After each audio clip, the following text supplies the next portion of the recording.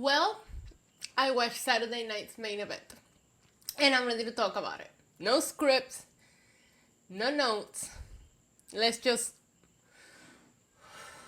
talk about it. Sorry I'm late on this. I had an event last night, so I couldn't watch it. I watched it today. Shout out to all the members of the channel who were there watching it with me, because we did do a stream of it. It was just on the channel members only, so consider becoming a channel member because you do get exclusive content. In addition, please make sure to hit the like button, hit the subscribe button, and let's just get to it. Because to me, the show started very strong. Now, I watched from version of it, right? You know what? Let me give you the full story. I couldn't avoid spoilers like I thought I would. My mom texted me the results all throughout the night. Shout out to Mama Demon. So I was like, well, I already know nothing really happened. Nothing of importance.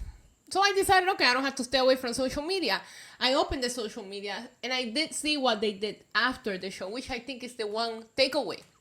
And there's a part of me that's glad that they did it after the show, because it's like it's an homage to things that they've been doing recently with allowing social media and the public to tell the story. And it's almost like a favor for the hardcore fan, because last night was very much structured to cater to those people that might have just tuned in out of the blue because it was on NBC, right? I also just watched a condensed version of it that Peacock put out, and I didn't have to sit through the commercials because I saw a lot of people didn't like the commercial breaks. It was a TV special. Like, what do you expect?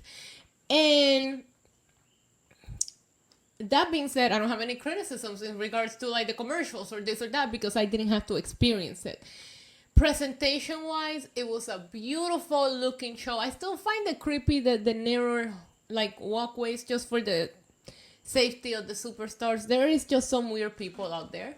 However, they had the security, and I know they were like on top of it, but just because of other incidents that we've seen with stalkers, people jumping in, all of that is just, I'm still weird about that. But it was great. It looked great overall. Gunther, Chelsea being like, don't touch me.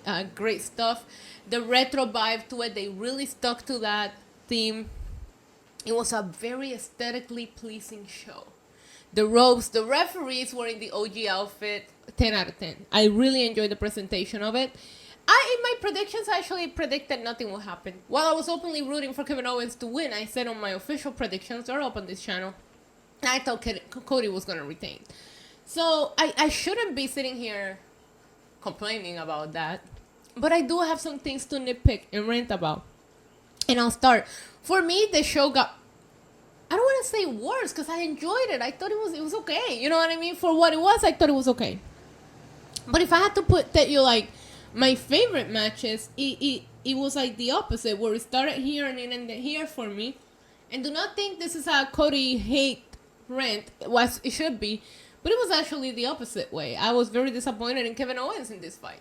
And I'll get into it when I get to the match specifically. But let's just go in order. The show opened up with Drew McIntyre against Sami, saying, I wish the match was longer. I thought Drew looked excellent. Maybe I just missed him, but I thought he looked in better shape than before. I don't even know if that was possible. But I thought Drew McIntyre looked great. However, Sami was showing off a lot more than Drew here. And I thought the match just went by too quickly before they could really cook. But they had great in-ring chemistry. And Sami rolling right into a Claymore kick. 1, 2, 3. Drew tells you 4 down, 1 to go. Listen, Drew, you can't beat Roman. Don't go there. Don't go there. But yeah, take down the Usos if you want. But you face Roman Reigns a lot of times. You know what I mean? Drew, I got you, but don't go there. Don't go there. We've been there before. But I love this match. I thought it was fast-paced. I thought it was too fast. I thought Sami looked great. I thought Drew looked great. Yeah, this match was fun. Now we followed it up with Iyo Sky against Liv Morgan for the Women's World Championship, which I also thought was a great match.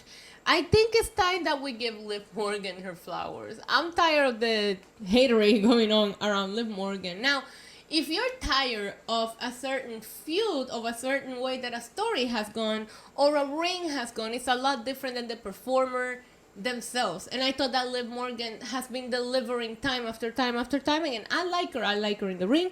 I like her character. I think Liv Morgan is money. I think she's grown so much from the Liv that used to come out with the blue Jolly Rancher tongue. Like, to see her go from what she was to now and all of the things that Liv has done. As a matter of fact, I'm a little bit heartbroken that Liv might not be in the Rumble because she's been a part of every single Royal Rumble. And Liv has been trying to tell us all, like, nobody's watching for her. You know, I remember I had the opportunity to interview her the day after the Rumble. Now, if you guys remember, Liv Morgan eliminated Jade. And Liv said, hey, I'm sure Jade is going to be a big star, but she wasn't ready for Liv. She wasn't expecting me. And that is the thing. We keep undermining and just treating Liv like she's just Liv. And she's not anymore. She's shown herself to be main championship caliber. And I do think we need to give her flowers, especially when she's out there keeping up with Iyo Sky, one of the greatest in the world. Like, you cannot deny the talent of Iyo. Iyo was giving her some stiff knees. There was no intermission. There was no outside interference here. There was no phones being put on silent. There was none of that. It was just a good old Liv Morgan, Iyo Sky match that Iyo just won 1, 2, 3. And you love to see that for her. If you want to establish her, Liv needs new feuds. Liv needs to defend the title. But then Liv gives you that and you still criticize her. So, girl gets the win. Clean. No outside interference. Bloody nose. I don't think Iyo looked bad. I thought this did what it needed to do for everybody. At the end of it, though, we did see Rhea. Rhea is like my favorite. Rhea has been my favorite since I first saw her. And I hate that at this point the narrative of this feud is making me hate the feud when you have two of my favorite people in the roster right now involved. When the music hit, you can't help but to think, shit, not again. And I know I'm not the only person that feels that way. And I know I'm not the only person who's a fan of either one or both. I mean, who isn't a fan of Rhea Ripley nowadays, you know? Where you're just like, they gotta stop this. How do you convert your hottest star in Rhea Ripley into just the creepy, clingy person that keeps coming after Liv? I have said multiple times publicly, no, Rhea needs to be the one that takes the title over Liv. I just didn't think they were gonna take this long for it. Now, I'm not going to be here and be unrealistic about the words that I'm saying because we did get a couple injuries with Rhea Ripley, and I think her broken orbital, she came back sooner than they thought. So I do think they have had to play around a couple of unexpected things. That's wrestling. But there's no way you can extend this into Mania. Like, let's just get it over with.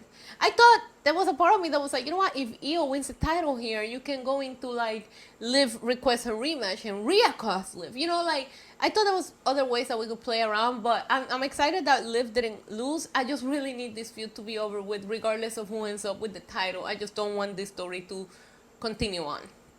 But I'm glad that they did hit the music and got the pop for Rhea to come out there for the crowd to see her, because I'm sure there was a lot of fans in the house that are never going to say, oh, I don't want to see Rhea Ripley on the show. So good for her, but I really need this feud to, like, you know?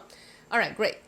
After that, we had the triple threat match with Gunther, Finn, and Damian Priest, and I didn't mind the match. I thought it was great. I thought it was very short for a triple threat because WWE does triple threats very well. I've been very outspoken about how much I like the way that WWE does their triple threats. I didn't know that. I didn't feel that Papi Priest shined as much as he could have. If you watch the match, it did feel in a way that Priest was that last second addition to the match, as that's how it happened.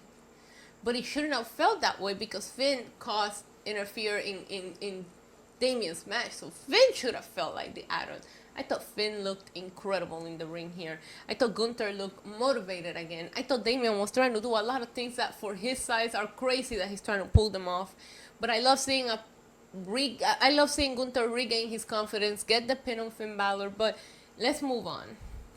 Again, there's a lot of stories that are going stale, and I don't want to bitch too much about that because this is that time of year where wrestling tends to slow down before we build to the playoffs. But the playoffs this year start on January 6th with the Netflix, then the Rumble, then we have another Saturday night's main event. There's a lot going on and we need these stories to play out because I feel like Rumble should establish new stories going into WrestleMania. That's the playoffs and the Super Bowl of WWE. And there's a lot of these champions and I'm like, well, what's next for them? Like, you don't have anybody ready for them. You feel me?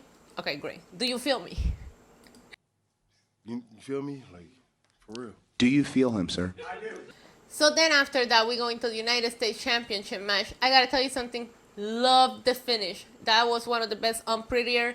Oh, by the way, let me rewind a little bit. Iyo Sky selling the Oblivion. The Oblivion might be the best seller of the Oblivion I've seen. Shout out to her, but Iyo Sky is the greatest, and she needs a world title or WWE title reign in 2025. I'm dying on that hill. Back to the United States Championship match. I thought it was one of the best on prettier finishes that I've seen from Chelsea. I thought the right person won. I thought Mia Yim looked great. I think Mia Yim is deserving. And the thing about adding these championships, I told you guys before, yes, it is important who becomes the first ever, but the big takeaway here is the new opportunities that are made for these women and these superstars like Mia Yim. I love that Triple H tweeted at Chelsea the pointing picture saying every opportunity, big or small, you have made the most of it, because that's how Chelsea got here. The match itself, it was kind of just there for me. There was a couple of spots that I thought were good. Piper did interfere a little bit, but it was a good win for Chelsea. I don't feel like Chelsea only won because Piper was there. The moment was emotional. I love the pop that she got. I don't want them to turn her face, but she just feels like a baby face, you know, and that's great. And then we move on into the main event. I'm not gonna shit talk that title because my God, it's a beautiful belt. I wish it was somebody else carrying it. But it did feel special when he opened his coat and they zoomed into the title. You couldn't help but to get goosebumps if you're a little bit of a wrestling geek.